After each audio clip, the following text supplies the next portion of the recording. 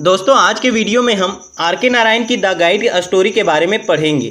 यह story Malgudi town पर based है, जिसमें 3 सेंट्रल कैरेक्टर्स हैं। पहला है राजू, जो कि इस स्टोरी का प्रोटागोनिस्ट है। नंबर 2 पे है मार्को, यह एक आर्कियोलॉजिस्ट है। नंबर 3 पे है रोजी, जो कि मार्को की वाइफ है। दोस्तों कहानी की शुरुआत होती है राजू से, जिसने रेलवे स्टेशन के बगल में अपने पिता का एक शॉप संभाला था। साथ ही यह लोगों को साइट्स पर घुमाने का भी काम करता था, जिसके कारण यह एक पॉपुलर टूर गाइड बन गया था और लोग इसे रेलवे राजू के नाम से भी जानते थे। एक बार मालगुडी टाउन में मार्को और उसकी वाइफ रोजी भी घूमने आते हैं और राजू उनका गाइड था। राजू उन्हें कई साइट्स पर घुमाने ले जाता है।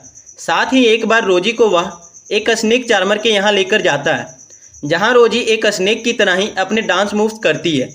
उसके डांस को देखकर राजू काफ़ी ज़्यादा खुश होता है और वह रोजी की काफ़ी ज़्यादा तारीफ भी करता है।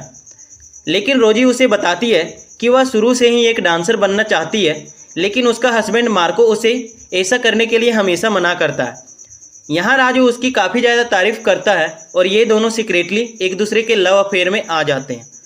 दोस्तों एक बार मार्को और रोजी पीक हाउस पर घूमने जाते हैं, जहाँ जब राजू पहुँचता है तो रोजी उसे वहाँ से लौट जाने कहती है। अब कुछ दिन बीत जाता है और राजू को ना ही कहीं मार्को मिलता है, ना ही कहीं रोजी, और उसे कहीं भी मन नहीं लग रहा था। एक दिन जब वह अपने घर लौटता है तो रोजी को अपने लगेज के साथ उसके घर में पाता है।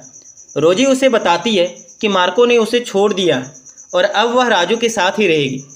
अब राजू काफ़ी ज़्यादा खुश था और वह रोजी को डांस प्रैक्टिस करवाने के लिए कई जगहों पर लेकर जाता है। कुछ टाइम बीतने के बाद रोजी उसे बताती है कि वह अब पब्लिकली डांस करने के लिए तैयार है। राजू अब उसके डांस के परफॉर्मेंस के लिए सारी कुछ अरेंजमेंट कर देता है और उसका नाम नलिनी कर देता है। उसके डांस को लोग काफ़ी ज़्यादा पसंद करते हैं और धीरे धीरे रोजी एक पॉपुलर डांसर में बदल जाती है। लोग उसे काफ़ी ज़्यादा पसंद करते थे और वह डांस परफॉर्मेंस के लिए राजू के पास ही परमिशन लेने जाते थे, क्योंकि राजू अब उसका मैनेजर बन चुका था।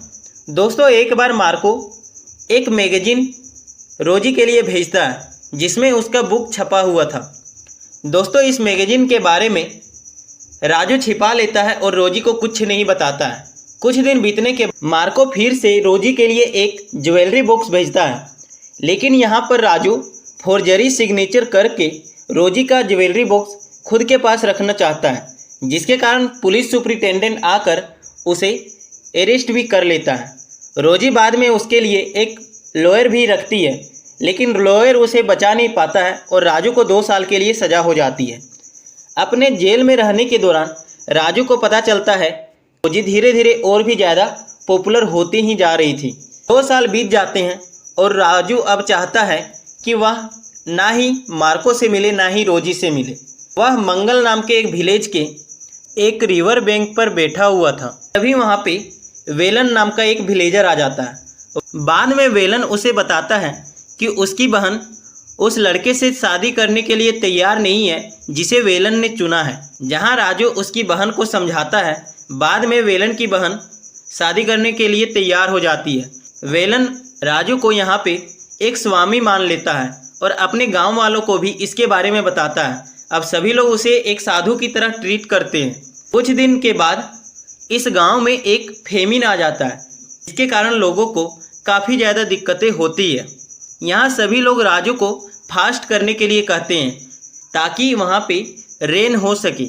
दोस्तों राजू यहाँ पे वेलन को सब कुछ बता देता है, लेकिन वेलन फिर भी उसे एक स्वामी ही मानता है। बाद में राजू फास्टिंग भी रखता है। उसकी फास्टिंग इतनी ज़्यादा पॉपुलर हो जाती है कि मीडिया वगैरह भी सब उसके इंटरव्यू लेने आ जाते हैं। दोस्तों 10 दिन बीत जाते हैं और 11वें दिन राजू वेलन से कहता है कि देखो आज बारिश होगी। दोस्तों राजू यहाँ वेलन को बताता है कि वह अपने पैरों के नीचे बारिश के पानी को महसूस कर रहा है।